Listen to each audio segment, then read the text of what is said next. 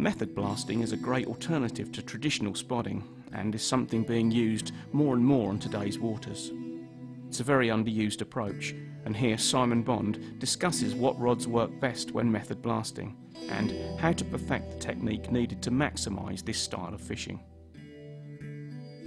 Spodding first started on a water in Bedfordshire called Elstow, and that was some 17, 18 years ago.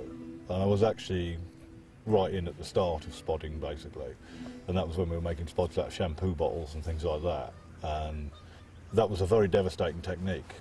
Now, there are certain applications with spodding where, for example, spodding up against a tree line, particularly in a wind like we've got today, it's very easy, if you want to get really close to the trees, to be hanging the spods in the trees, baiting all over the place and so forth. So I've been playing around with using a method blaster, basically. It's quicker than a spod, obviously, because you're not retrieving the spod all the distance you're casting, you're only retrieving it, you know, just in the edge. And in the application of baiting close to a tree line, you know, even if you clip the tree, it doesn't matter, the bait goes in the water under the tree anyway. It was something that I felt I wanted to really get better at, and certainly under those sort of circumstances where spodding is tricky, it does have a lot of benefits, and you can put a lot of bait in quickly.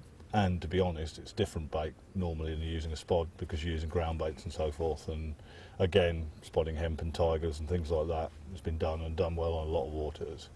But putting in a little bit of a different sort of spin, if you like, on it with ground bait, with additives and so forth, gives a different attraction. And in some cases, I think, where they're spooking off beds of spotted bait, because it spreads further as well, it breaks up on impact.